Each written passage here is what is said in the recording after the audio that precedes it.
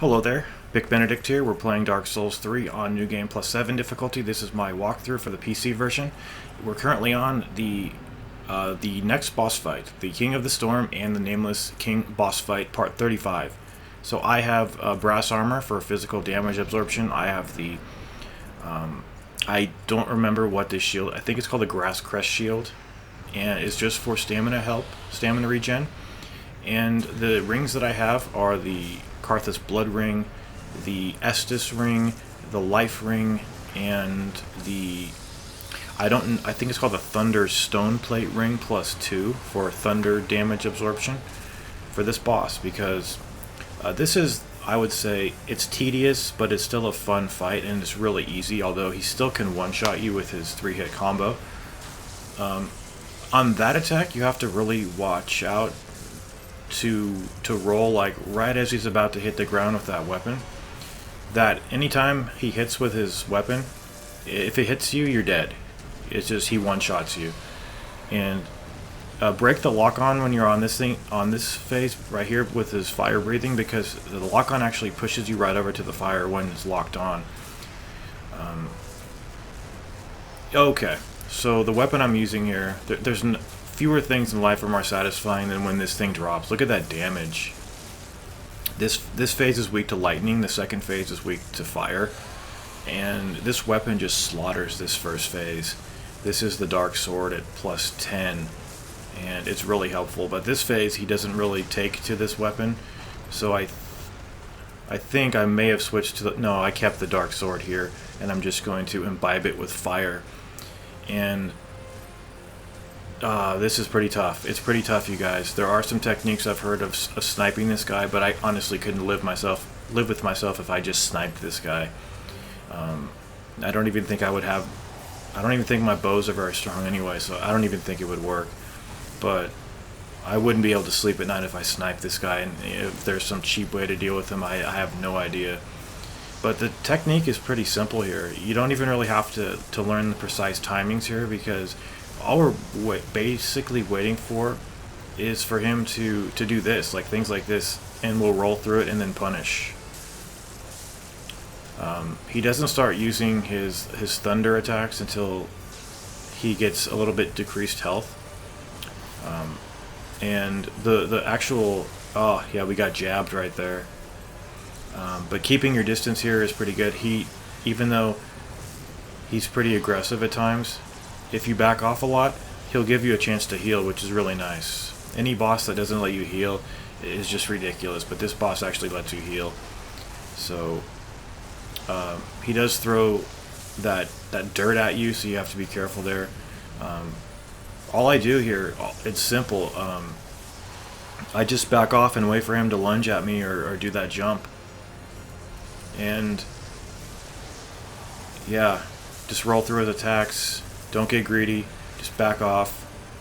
And yeah, and having that thunder ring is actually pretty helpful, because I tend to get caught in his attacks. I'm not even sure if he, okay.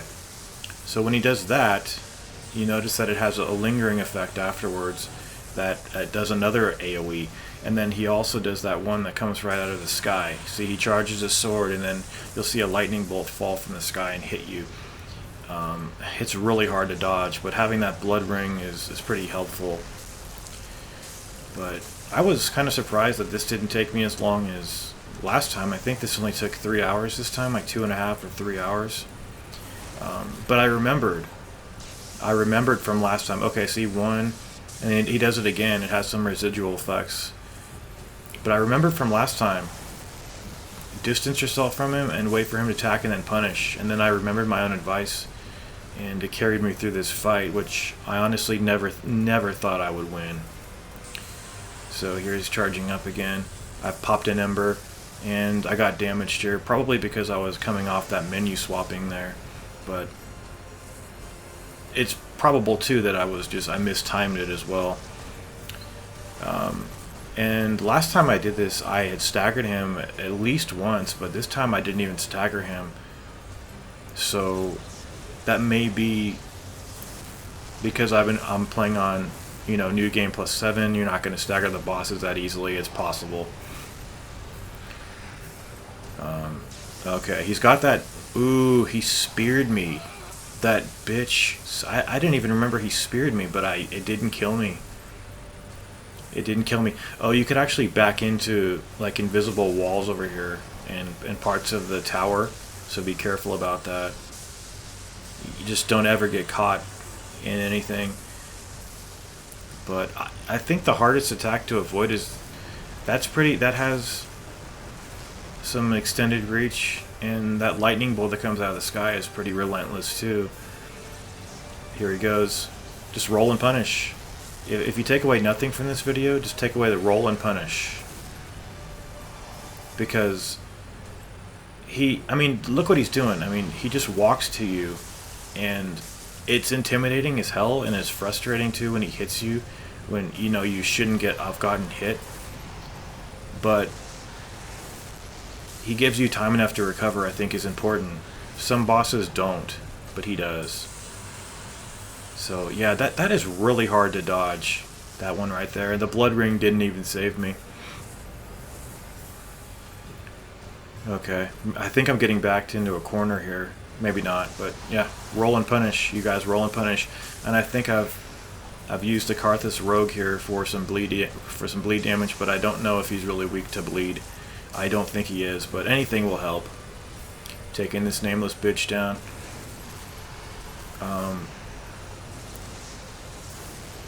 Yeah, I got no staggers here. None. And that may have been, too, that I wasn't hitting him consecutively and fast. That's probably one factor. Yeah, I'm just really bad at dodging that. And then that hits me, too. And I'm almost at death's door. But as you can see, so is the Nameless dick. I mean, just look at him. He's so... It's such a silly and stupid enemy, but we did slaughter him. We did slaughter him. Take care.